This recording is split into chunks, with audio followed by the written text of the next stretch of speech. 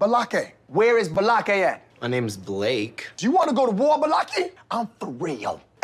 Ron. Ron is here, everyone. Thank you for joining me for a little more SPTV on this fine Thursday afternoon, where every day is a great day not to be in a cult, and every day is not a great day to work for the LAPD. We're going to have a bit of a conversation today about the LAPD's update that they sent out yesterday, saying they're opening an internal investigation into the allegations of false arrest surrounding my arrest by the LAPD on Hollywood Boulevard in Highland this past Friday after an assault that occurred against me outside of one of Scientology's test centers.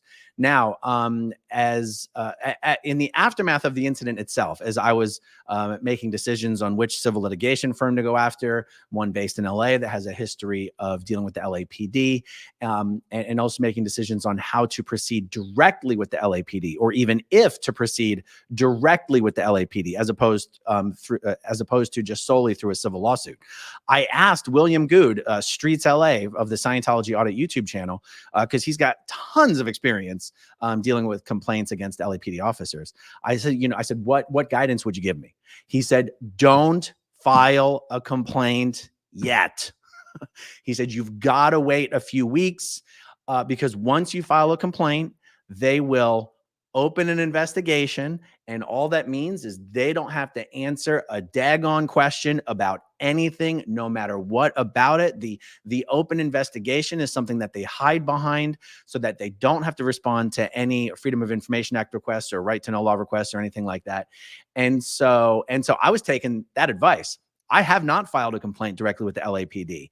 And yet the LAPD comes out yesterday saying, we've opened an investigation. Now, at first I was like, oh, wow, maybe this means something. Maybe they're taking it seriously. And I'm just not so sure that that's what this actually means. So to help explain what this actually means, please welcome William Good, Streets LA, Scientology Audit. How is it going?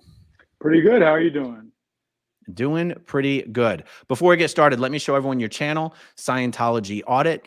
Man, you're getting close to 200,000 subs. That is absolutely unbelievable. If you guys aren't yet subscribed to Scientology Audit, please jump over there and do that. What should we make of this update? What this means is that the LAPD doesn't want to answer any more questions about it for the next year. Essentially, and like you said, LAPD policy says that once an investigation has been launched, they can't answer any more questions. So oftentimes when I witness officer misconduct and I need to get an officer's name, they refuse to give it to me. I'll go to the police station to try to identify the officer. And what they'll do is they'll say, well, are you going to file a complaint? What is this incident about? And the minute you mention anything about misconduct, they say that they have no choice but to start an investigation. Therefore, they cannot provide information, including the officer's name. So this is just a standard tactic we see with the LAPD, where they don't want to answer any more questions. Right now, if you ask them anything about this case, they are going to say that it's under investigation. We can't answer any questions, and we'll see you in a year. Do you think it's noteworthy or unusual that they seemed to have started this investigation without an official complaint, or is it possible that they've just been inundated with complaints? I mean, it's possible that somebody filed a complaint on your behalf. I would say most likely that they initiated it on their own, and they did it for self-preservation reasons, self-serving reasons. I cut out it all for a second. Someone just tried to call me. Did I cut out, or can you hear me okay? No, you cut out for a little bit, but I can hear you perfect now. Okay. I've seen in one of your previous videos, correct me if I'm wrong, you said something about once one of these IA investigations is open, it has to be concluded in 365 days, and they almost uniformly conclude it on day 364. Correct. What's up with that? So what happens is once you file a complaint, it goes through the adjudication process. They have 1 year to complete the complaint, but that also includes appeals. So for instance, if I file a complaint, and this often happens where, let's say, for instance, I film an officer refusing to identify himself. I file a complaint, they say the officer did not fail to identify themselves. I'll contact the chief and I'll force him on record to say, hey, here's the video. He clearly refused to identify himself. What are you going to do? And they'll say, okay, yes, we messed up, but we can no longer correct it because it's gone over that 365-day period. So therefore, even if you do appeal it, there won't be a change in the adjudication. So they wait till the very last day so you can't actually appeal it and change it. And the process is pretty corrupt. I mean, like I said, I'm dealing with a case right now where an officer went and kicked the man in the face who was on the ground. He was on the ground. He was handcuffed and he had his leg shackled. And he went and just stepped on the guy's face. And the LAPD tells me that, no, he didn't step on the face, even though the video is conclusive. He stepped on the man's face. So that's what you're dealing with LAPD. I often talk about how they get half of our budget, but they also control the politicians in this town. And there's no oversight of the LAPD. I mean, there's the LAPD commission, but they're ex-cops, ex-prosecutors. So it's not exactly a real oversight commission. They do what they want. Wow. I think there is some optimism in the viewing community at large that it is possible to publicly humiliate and shame the LAPD into doing the right thing. Do you think that's possible? That's the only way to do it.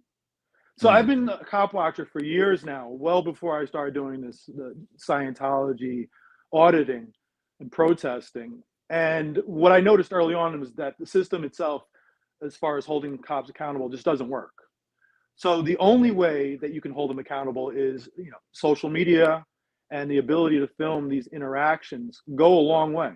So if I film a cop late at night, doesn't know I'm there, and he's cursing out a woman and stuff, and I film that and I post it on social media, post it on Twitter, on Instagram, on YouTube or whatnot, what's going to happen is that officer is going to have to face not necessarily the discipline internally, but the humiliation of having his family see that, his friends see that, his kids see that, his kids' friends at school see that, and asking, why was your dad acting that way?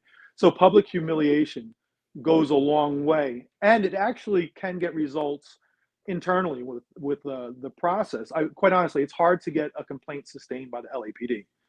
I would say 10% of my complaints are sustained, 25% are found unfounded, and the rest, the other 65%, are found to be what they call officer could have done differently, which means the officer is guilty, but we just don't want to say it. So it is possible to have success.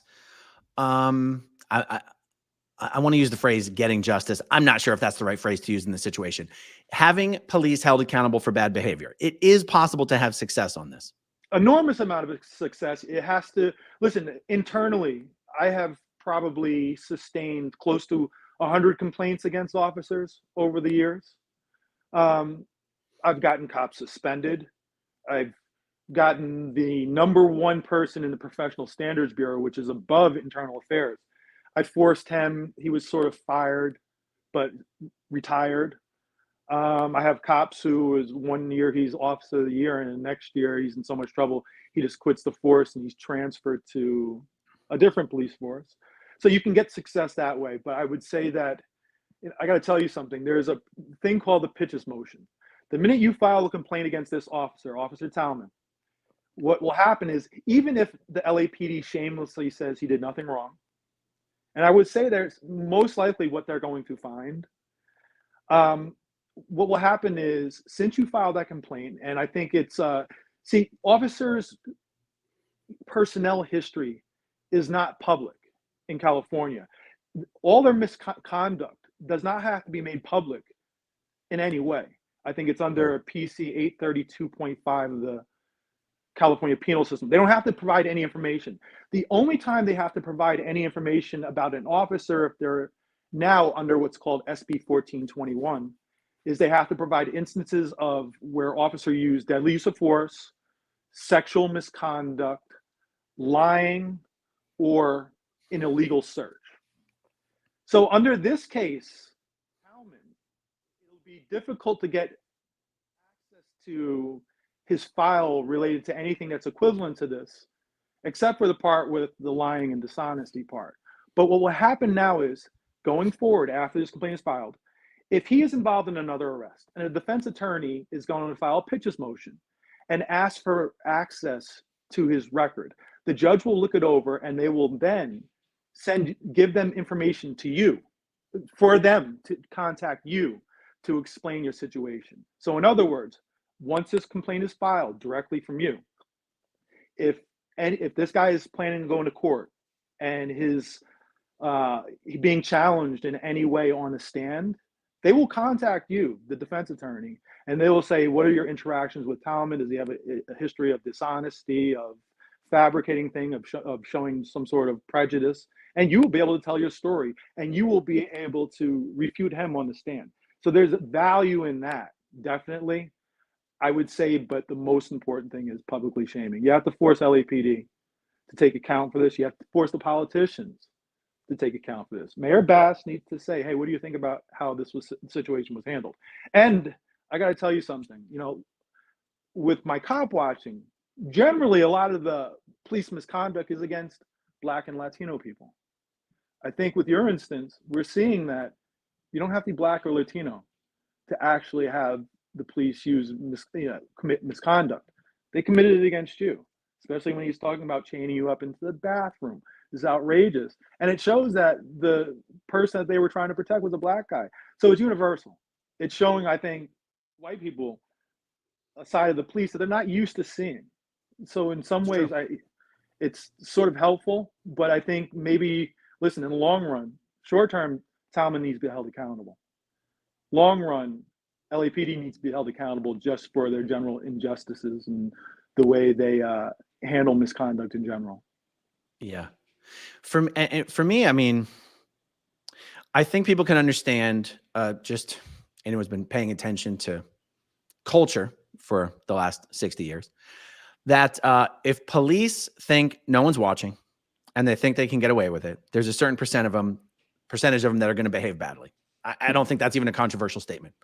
What strikes me, what made me think that Officer Tim Talman is just downright dangerous, is that he did what he did in broad daylight, knowing there was tens of thousands of people watching. And he did it anyway. There was no part of him that was like, you know what? Maybe we should slow roll this. Maybe we should pump the brakes. Maybe we should play this conservatively. He was like, no, let's go for broke on this.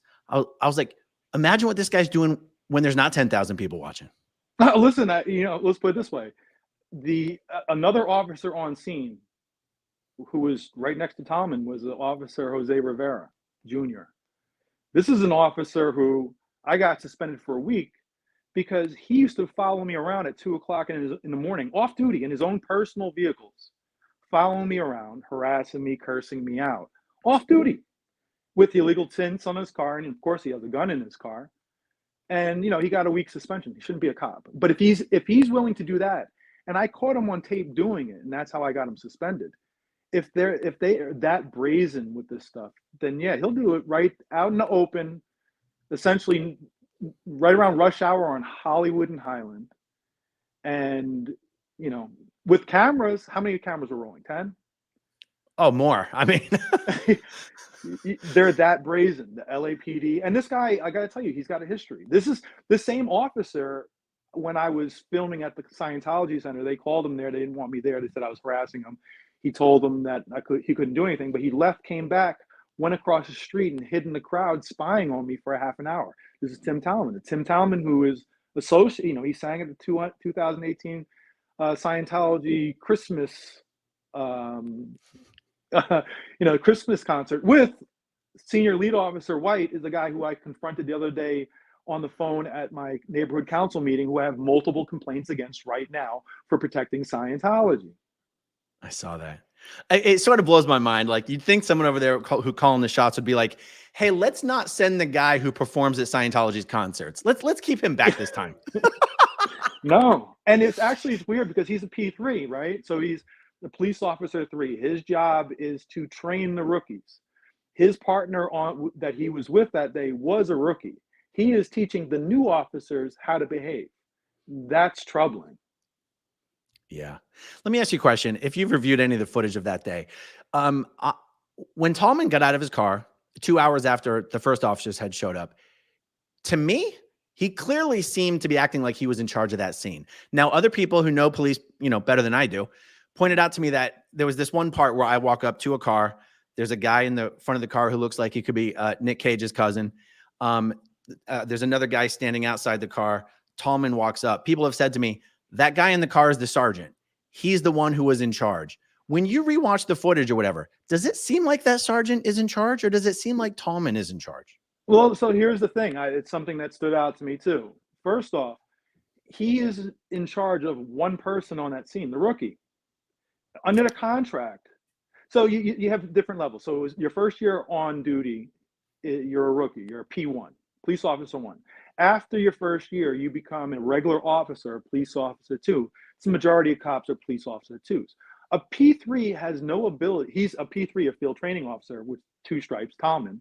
He doesn't have the right to sort of take control of anything the P2s do. His job is to control the P1. There is a sergeant on scene. The sergeant is the supervisor over everybody. It made no sense to me that Tallman, a P3, had taken control of that scene, was making decisions. It seems like they were calling back to the station to try to get guidance from the detective on duty. And that shouldn't have been Tallman. That should have been the sergeant who was contacting him. So yeah, the sergeant, it's very odd that the sergeant who was a supervisor wasn't acting like a supervisor. When I was in the station, the only person who came up to talk to me, and he talked to me for about 60 seconds, was a Detective Aludo. Does that name ring a bell to you? Oh, yes. Detective Aludo. I have complaints filed against him right now. Let me tell you about Detective Aludo. This is great. We posted a video where Dog Guy had pulled out his illegal baton. His baton is illegal just in itself. In California, that is an illegal baton. He then brandished that baton at SP Spanglish and then threatened him, criminal threats 422 PC. He committed 3 felonies at SP Spanglish. It was right in front of the Scientology test center. He even used the baton and hit a garbage can. Went down the street. They ended up detaining him, not handcuffing him, but they detained him. SP Spanglish asked for a private person's arrest. They refused to arrest him, let him go, and essentially took off in my face. I really went off on him hard. I was screaming at him. I was playing video of Dog Guy in the alleyway making threats against me with his dog biting me personally. That was Detective Aludo, who refused to take the crime report at the scene. Mind you, this was the same incident I emailed Chief Moore on New Year's Day. He sent me a response back saying that brandishing an illegal baton and making threats is illegal. But Detective Aludo refused to accept the complaint. That is the detective on this case. Wow. So it's interesting that it's the same detective. I don't know how the assignments on that work, so maybe that's not interesting. But what was interesting is that he came up to me at the station and he said, I mean, he's got some charisma. You know, he was the only guy there who seemed to act like a genuine human being. And he said, hey, look, we're desperately trying to unscrew this as fast as possible. That's what he said to me. He said, we're desperately trying to unscrew this as fast as possible. Now, this is after I'd only been there for like an hour, hour and a half. And I said, after I asked him if my hands could be moved to the front of my body instead of the back, he said no. And then I said, you realize that this entire incident and everything leading up to it was recorded from multiple angles. He's like, well, that's what I was going to ask you. Where can I find that video? And I'm thinking to myself, what are you talking about? Where can you find the video? But anyway, I basically was like, go to a computer, pull up my YouTube channel, pull up the live stream. It's as clear as day. I said, it's not even close. And so he's like, okay, thank you. Thank you. I thought he was going to come back in 15 minutes and let me go. I never saw the guy again. I was there for another 3.5 hours. I never saw the guy again. He didn't care about the video. What he wanted was he wanted your cell phone. The reason why is he wanted your cell phone. So listen, I get arrested by the LAPD all the time with my activism. And what they love to do is after they falsely arrest you, they will then seize your cell phone and get search warrants for them. And they will make a copy of your entire cell phone. And I'm sure they're looking for more than just videos. They're looking through messages. And even though it's supposed to be narrow, there's no way. They would have turned all my text messages over to Scientology. I guarantee it. I mean, listen, I don't put anything past them. When I got to the police station, because I was over in the west side of LA when all this was happening, I was rushing to get back. As soon as I got to the police station, the main thing I was concerned about was where's Aaron's cell phone? Because I once if they had your cell phone, they would have found a way to, I think, put some sort of simple charge against you to get access to your cell phone. They would have gotten access to them. They would have gotten a search warrant. So this is so when he came in Thank there, God. he had no interest in actually seeing a video online. He really wants to know where are your cell phones. Wow, that didn't even occur to me. So he thought I was going to be like, "Oh, it's on my phone. Let me open it up and get it for you." Exactly. Wow. Yeah. You know, you have mentioned in some of your videos that for whatever reason, the LAPD will not ever turn over body cam recordings in response to a FOIA request, a Freedom of Information Act, right to know law request.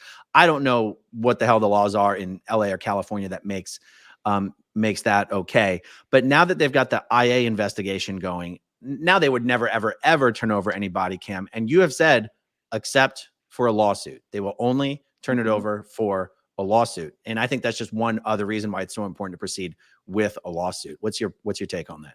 Yeah, California has the most protective laws, most protective policing laws in the country. I can't think of the penal code right now. Yeah, they only have to turn over or release body camera or body worn video or dash video if there's deadly use of force. So within 45 days after a deadly use of force, they have to actually post the body worn video on their YouTube channel. Other than that, they don't have to provide any body cam video for anything. If you get in a car accident in front of a police cruiser, the police cruiser was not involved, but they happen to capture it on their dash cam, and you ask for it for the video for insurance reasons, they will never give it over. They will not set the precedence. Unless you have a subpoena, you will not be able to get body worn video from the LAPD or I can't say any police department in California, but every police department in California has the right to withhold it outside of the deadly use of force. And I believe most do. Wow. Guys, we got over 5,000 people watching. If you're not yet subscribed to Scientology Audit, please jump over there and subscribe. William's doing fantastic stuff over there.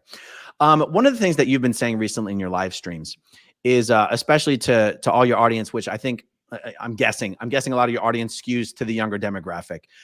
You've been saying, look, let's normalize asking your elected officials publicly what is their position on Scientology's tax exemption.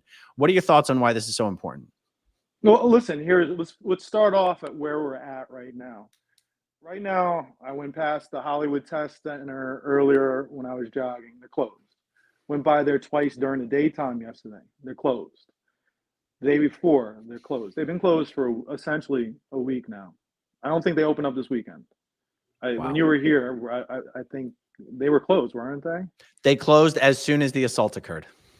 And they haven't been open since. And I noticed that the building on Ivar, they had been trying to block off the gate so you couldn't see anything. They've removed all the tarps. They've removed the tents. It seems like they've essentially abandoned the building. So, and there's no activity going on there. And there's no activity going on at the test center. And there's very little activity going on at the Celebrity Center. There's very little activity going on around the Blue Building as far as recruiting. Sergio was over there on 81st in Vermont the other day checking out that building. They have a plywood plank or a piece of plywood on the front door. So it's essentially an abandoned building. They've abandoned ship. They're inside. There's nothing more that can be done as far as protesting at the test center. We wanted them to close up shop there. They've closed up shop.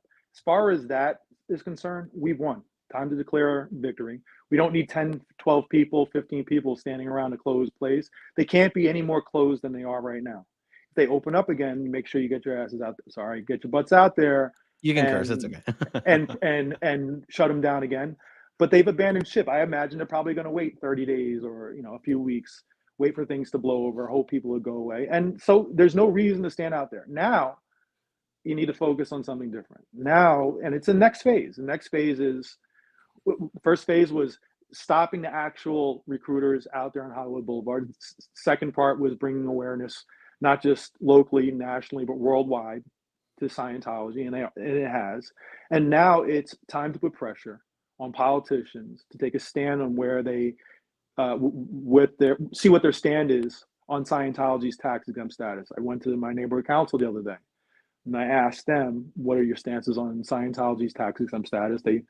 The person from the city that was there to oversee it said they couldn't give any answers. So that's fine, fine. I know one of you guys has a business up on Hollywood Boulevard. I'm gonna show up at your business. I'm gonna ask you to your face, what is your stance on Scientology's tax exempt status? And you can do three. You give three answers. You go three ways about this.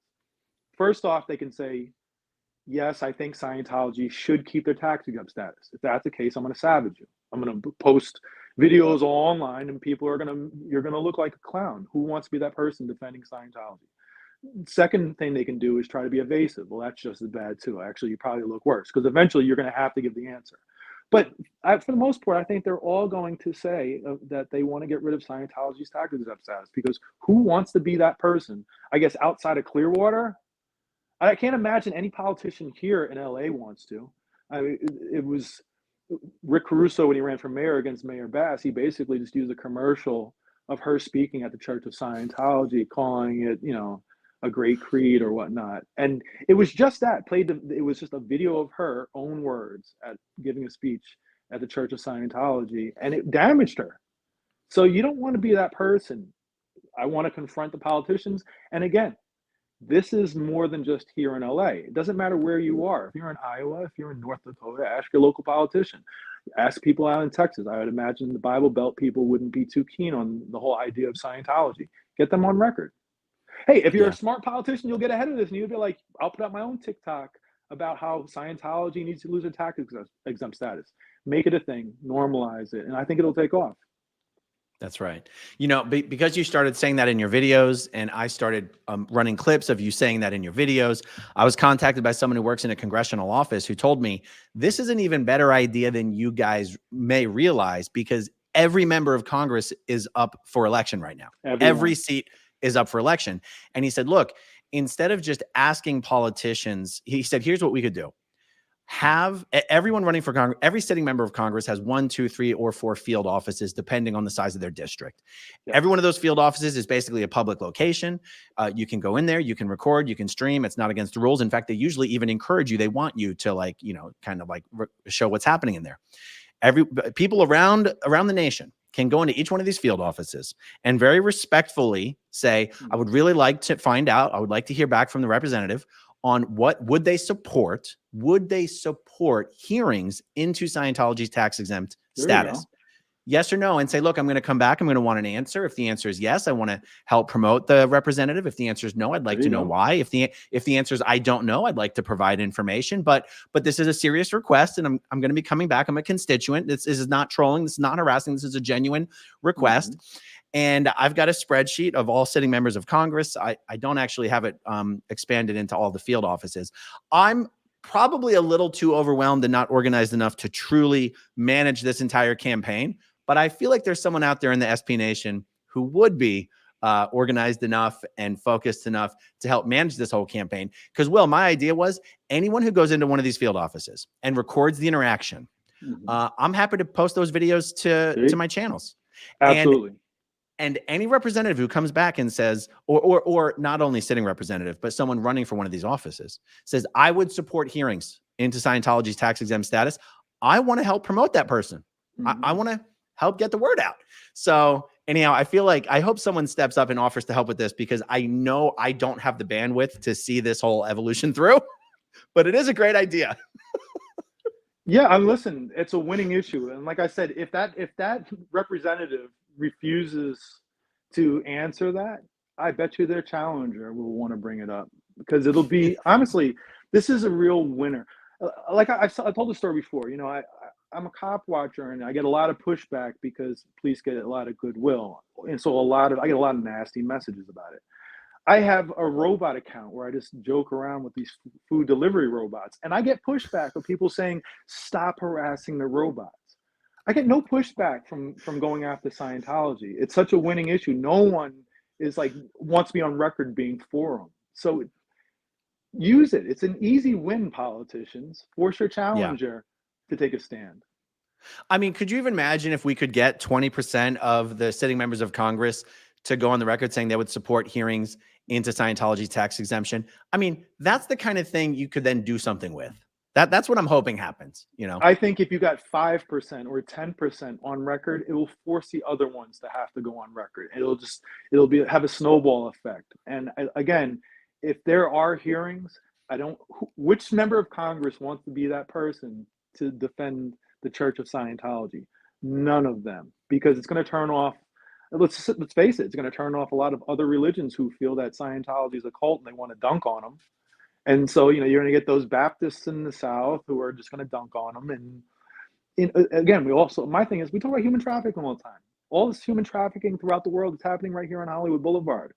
You're going to stand up against this or not? I think no one wants to be that person who's being perceived as defending a human trafficking cult. No one. So I think once you have those hearings, it's going to have that snowball effect. And I think Church of Scientology is on a death spiral right now. I think just from attrition over time, they're going to have a hard time getting new members. There's going to be attrition over time. And over time, they're just going to dwindle in numbers. But you can really speed up the whole process by them losing their tax exempt status. It will just sort of unravel quickly. Absolutely. You got some time to jump through some of these comments? Sure. All right. Absolutely. Tulip 2. I live in Austin, Texas, and I think my new neighbors are members of Scientology. Please see the PBS Frontline episode on the LAPD. All right. Thank you very much. SBTV Tattoo Warrior, one of my moderators. Hey, William, did you get my email? I didn't. I don't know. I'm not sure. Right, there you go. Rick's alive and she's shot in the butt. All right. That is adorable. Yeah. People keep saying I should do. So when Tallman told me that, I was going to be likely arrested for felony stalking, I said, that's adorable. Okay. Quickly, didn't the guy, the Pitbull guy, didn't he say that he didn't know who you were at one point, but then he claimed that you stalked him? I don't know who you are, and I don't give an F about your agenda. And then he told the police that he told me to leave him alone on several previous occasions. I mean, the guy's he's just lying. I mean, the police know he's lying. Okay, LTF Alicia. A lot of people probably FOIA the body cam and the red flags went up with the LAPD, so they opened the IA to save face. Yeah, that's totally possible. Let's see, Tanya Tyler. Are you able to make a complaint in some way so that they get investigated by a different department? This is an interesting question. What has to happen for an investigation to be done by an external body, a third party? They will always tell you, whether it's the California Attorney General or the feds, that you have to complete the internal process through the LAPD first. So they won't get involved until at least a year from now. Very interesting. Okay, Jessica Hall says, LAPD's most wanted, AA run. The way they were playing, I did it my way when you got back to the test center was iconic. Watched live and was so shocked. You're both heroes as far as I'm concerned. I'll tell you what, when I was, when it started to be clear that the LAPD were going to set their sights on me, I said to my stream, I was like, oh man, I wish Streets was here. And people were like, why? I'm like, because they're terrified of Streets. They would never try to pull this shit if Streets was here. I don't know. Do you think they would have anyway? I don't know. Listen, I don't put anything past the cops, man. They'll just do what they want. And if this guy, Talman, I think he has a personal agenda. I think he's very protective of the Church of Scientology. And so, yeah, I can see him doing it regardless. He may have done it because he knew exactly who you were and felt to do a little get back. So yeah, I think, listen, I don't put anything past the cops. Yeah. Eddie B, Streets, what would you have done in Aaron's place? Nothing. It was perfect the way you handled it. Let me ask you a question. The first time he approached you guys with that dog in that alleyway that one night, and then he bit, who did he bit? Did he bit Snazioto or Confident Chris or Chris Without a Hellcat? He bit someone in the wrist. That dog. First he bit me on the wrist, then he bit and he punctured his skin, Chris Without a Hellcat. And then actually bit a third person, his own buddy.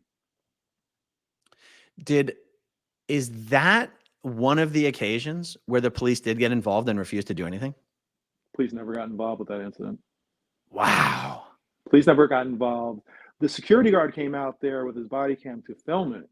Police never got involved with that incident. And the second incident where involving Detective Aludo, they didn't get involved other than detain him for a quick second, let him go, and then gave us the runaround and took off in my face. Wow.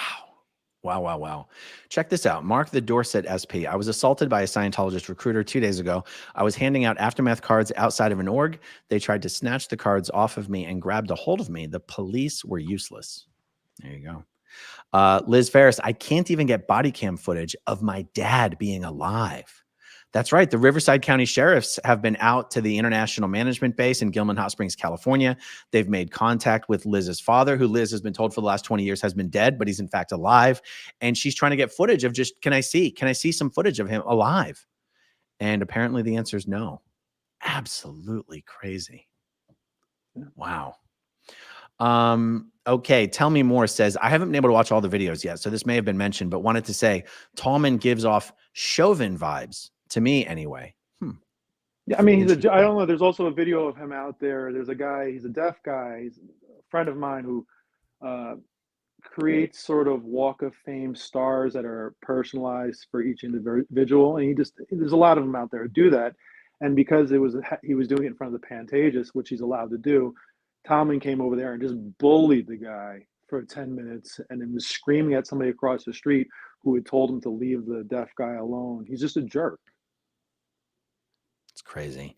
Mark Hardman, the next opportunity to protest Scientology will be the opening of the Ideal Org in Austin, Texas. We need to organize a massive effort to protest Little Davy of the Space Navy.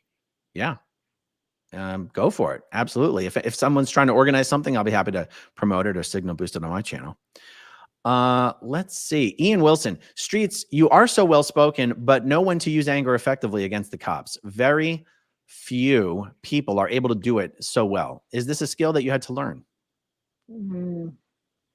What happened was, I think when I first started cop watching, cops were so incredibly cocky and they're used to, I call it just running over people, just bullying people. They pull you over, they come walking up with their hands on their belt, and people sort of cower and say, please, officer, and they have this huge power trip. And so I felt it was important to sort of reverse that on them and show them that, you know, when you stand up to them, they couldn't handle it at first. They were like, ho, who do you think you are? We're in control here. And when I snatched that control out of their hands, it really sort of changed behaviors. And I did it to sort of empower people, not to encourage people to yell and scream at cops. But a lot of the same things I've done with the Scientologists is like, you know, you don't have to be scared of them. So I stood up to them. Do the same thing with the cops. But listen, I don't recommend that everybody do it. Is it a skill? Yeah, it's a little bit of a skill I had to learn. Just adapted over time and tested things out. I mean, I think what you do that I think people would perceive as a skill is doing exactly what you intend to do and not more than, not getting provoked to doing more than you were intending to do. And that is a skill. I will never control. I will never cross a line. And even when I'm yelling, I am in full control. I think people tend to scream and they kind of lose control and make bad decisions. I'm in full control. Like I'm not going to make a mistake and cross a line. Even when I'm yelling at a cop, I'm not going to say a threat or something like that, or to anybody.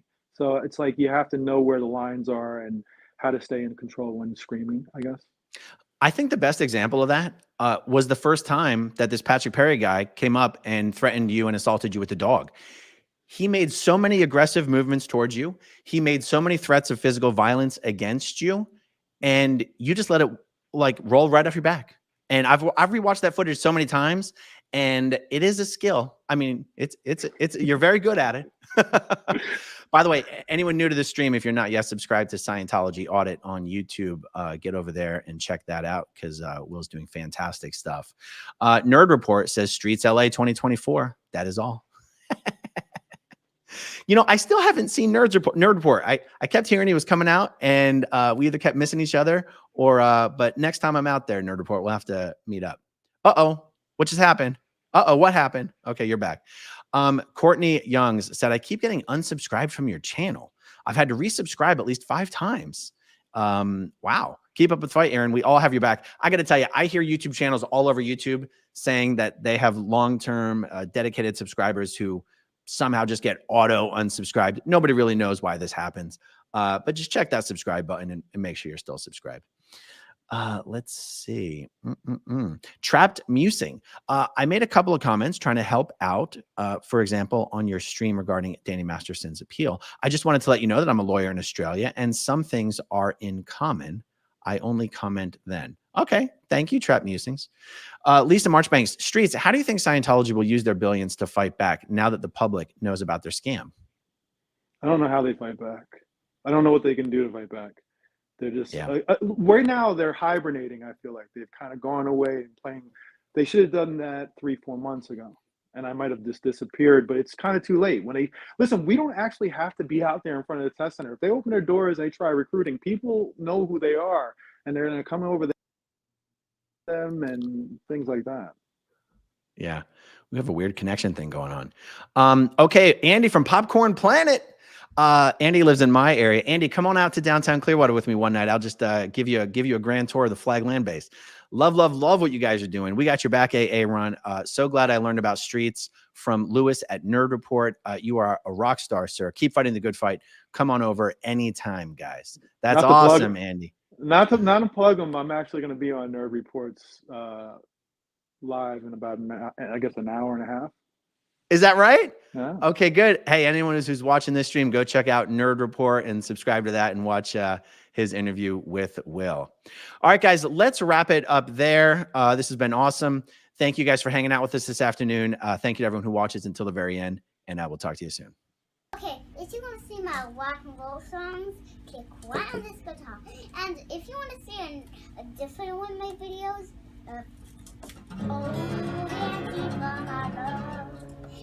then you could click right inside here. If you have subscribed or not, subscribe right here. Bye.